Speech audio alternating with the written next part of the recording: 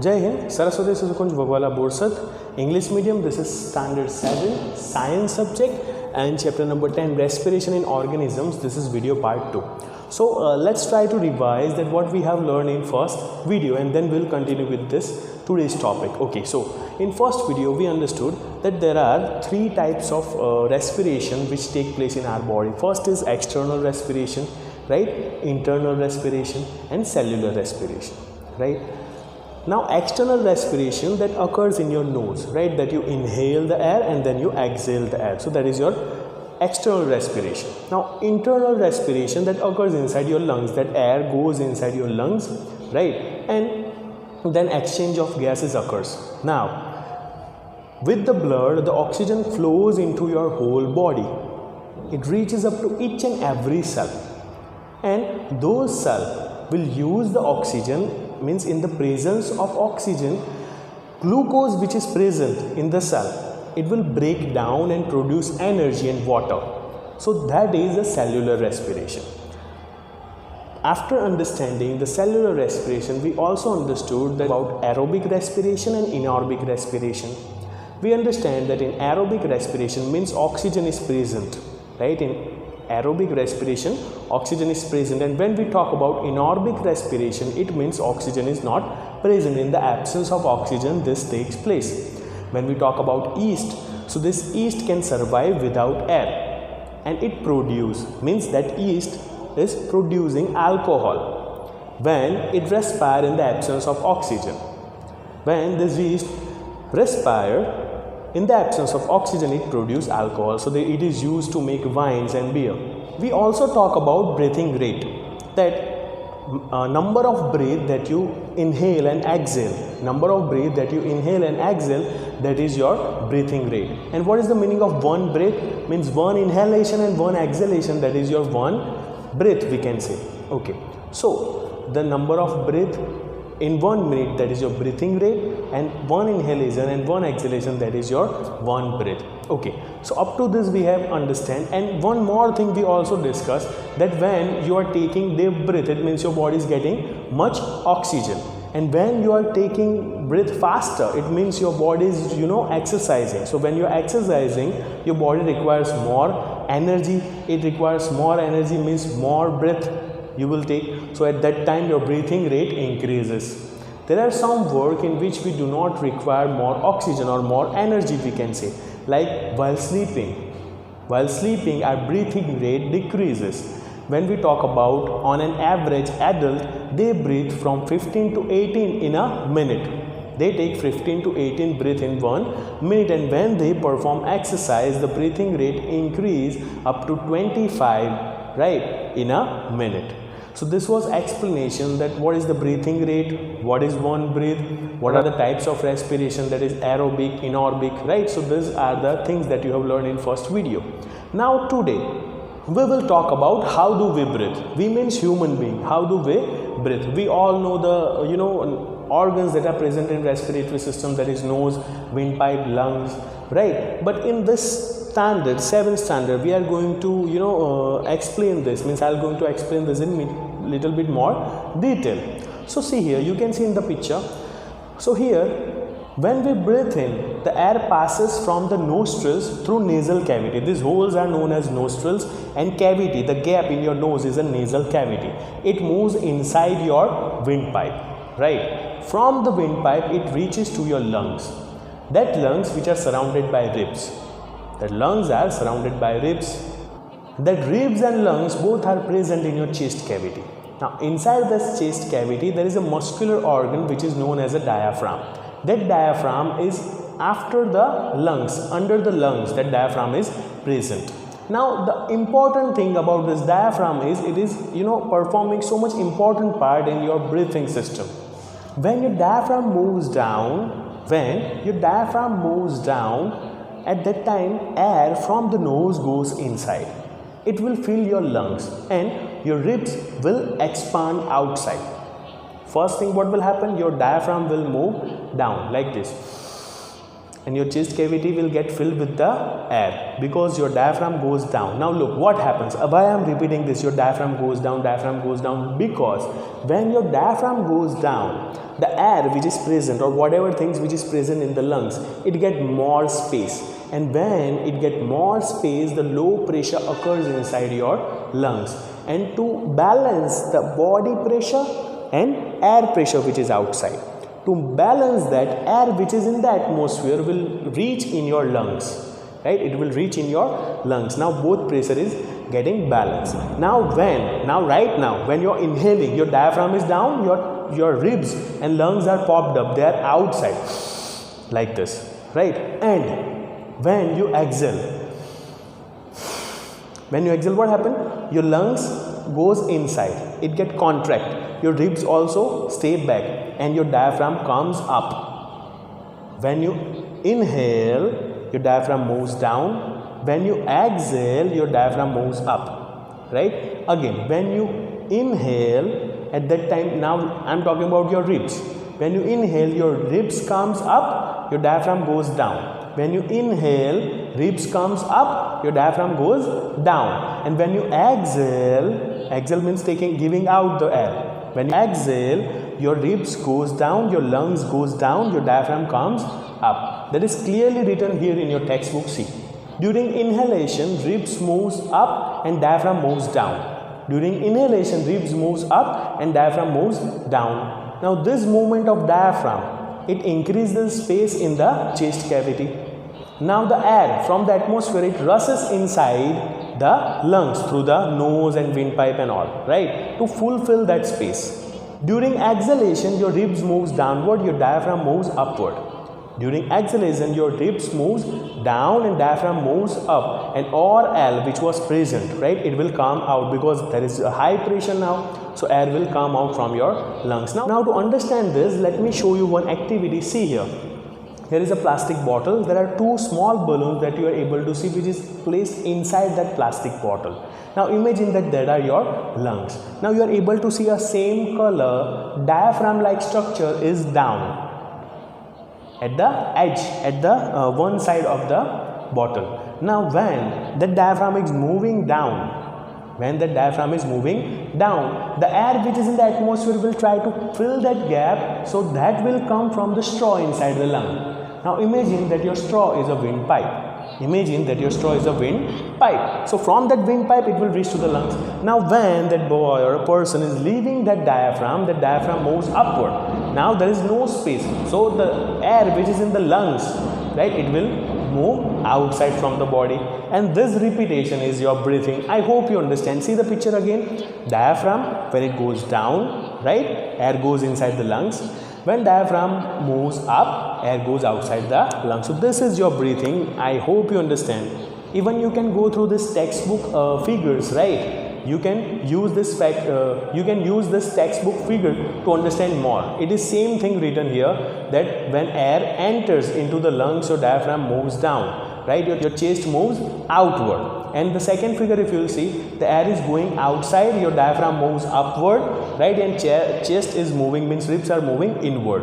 So this is the same expression that I did. Now let's talk about the hairs which is present in your nose. This hairs works like filters. There are many particles which moves around in the air of your surrounding. Many particles like dust, pollen, or many carbon particles. When you burn anything, it releases many particles. So these hairs which are present in your nose, they works like filter. When you inhale the air, those kind of unwanted particles try to get inside your nose, right? So these hairs are hurdles for them. Hairs will not allow that thing to get inside. Now sometime they pass these hurdles and they will reach your nasal cavity. They will reach on the skin of your nasal cavity, and because of it will get irritated. The nasal cavity will get irritated. It is so sensitive, so it will get irritated, and because of that, you will forcefully your nasal cavity will throw out the air with the particles. Your nasal cavity will throw out. So that is known as sneezing, right? When you sneeze, so that is the thing, that you are throwing out unwanted particles from your nose outside in the surrounding. one word which is used as a foreign particle. Foreign particle means which is unwanted, and which is not from your body, which is not good for your body, and sometimes it can be bacteria and some viruses, maybe it is possible. So that is why nowadays we are covering our face with the mask, right? Because your hairs are not able to stop those viruses and bacteria every time for you to protect yourself, right? And for sneezing, it is compulsory. Just cover your face or cover your mouth, your nose part, especially with some cotton handkerchief. It is necessary to do that. So other person who are being in your surrounding, they will not get infected by those sneezing and bacteria which is get released from your nose. Now let's talk about the percentage or the rate of oxygen and carbon dioxide while you inhale the air and exhale the air. So when you inhale the air, that is 21% oxygen is present and 0.04% carbon dioxide is present in the air that you inhale, right? When you inhale the air that you are taking in from the nose, it has 21% oxygen and 0.04% carbon dioxide is present. Now when you exhale the air, 16.4% oxygen is present and 4.4% carbon dioxide is present. Now just imagine, try to subtract, only 5% oxygen you are taking in your blood, right? So sometimes it is not necessary for you. So our elders, our maybe grandparents are saying that do perform yoga, right? So what yoga will do? In the yoga, what we are doing, we are holding our breath for the longer time in our lungs. So as much as time the air is being inside your lung, that much oxygen will be taken from the blood. So that will increase the rate of oxygen in the inhalation, right? That will increase each cell's energy. It will increase energy of each and every cells. So that is the percentage and rate of oxygen, carbon dioxide inhalation and exhalation. Now let's talk about that every animal which is living on this earth, they have lungs and they respire. Am I correct? No. Every living thing has a different organs for this respiration, for taking oxygen. They have different organs. So let's first talk about the insects. Insects have very fine tiny holes present on their body. These holes have network of tubes which runs through that whole insect. That network of tube is known as tracheae. Network of tube is known as tracheae. Now when air moves inside that hole, it will, from this fine tube, it will reach to the every cell of that particular insect. Here in your textbook written for the cockroaches. The holes which are present on the insect body, again I am repeating, those openings are known as spiracles, and tubes, those fine tubes which is connected with the spiracles, are known as tracheae. As I told you that air from the atmosphere rushes inside the spiracles and reaches to the tracheae tubes, and it will fuse inside the blood of that particular insect. Same thing, carbon dioxide will also come out from the same holes. There are some valves present which will open and close the spiracles. So there is movement while breathing, right? We have open holes, but spiracles are not being open always. It also get open and closed. So this is the systems that we have learned for insects. So now let's talk about earthworm and frogs. So when we talk about earthworm, so in 6th standard you have studied in the 9th chapter that this earthworm skin is so much moist and slimy. So from the slimy and moist skin, earthworm can breathe easily. The air is able to cross that slimy skin and it reaches to the blood of earthworm. And same, from the same skin, the carbon dioxide will come out. So we can say that earthworm, breathe from the skin. When we talk about frogs, so about frogs you have studied in 4th, even in the 5th, right? That frog, respire in two ways. When they are on the land, they also have the nostrils, right? So when they are on the land, they respire from the lungs. They use nostrils to respire, right? When they are on the land. Now, other position if we talk about, when they are under the ground, or we can say when they are inside the water, so they cannot breathe from the nostrils. They use their skin to breathe, like earthworm, right? What they use? They use their skin to breathe, right? They will get the oxygen which is dissolved in the water, right, and they leave the carbon dioxide in the water only. So this is how frogs can breathe in both the places. So two things you learn, earthworm and frogs, right? About earthworm, they breathe with their skin. About frogs, when they are on the land, they breathe with lungs, and when they are in the water, they breathe with their skins. Now let's go ahead. When we were talking about the frogs and how frogs breathe in the water, let's talk about the fishes which also lives in the water. So fishes have gills, that you are studying from 5th standard, right? That fishes have gills, and these gills are always, it get filled with blood. This fish's gills, which is covered with the skin, and it is always filled with the blood, and the gaseous exchange occurs here in the gills. You have seen that fish produce bubbles from the mouth. Fish produce bubbles from the mouth. So what is that? That is carbon dioxide actually that they are releasing. And fish, the gills which is present in the side of the fish, if you have observed, so that gills will absorb oxygen from the water which is dissolved, right? We understand that fish uses oxygen which is dissolved in the water. So this is how fish respire in the water. Now let's talk about plant.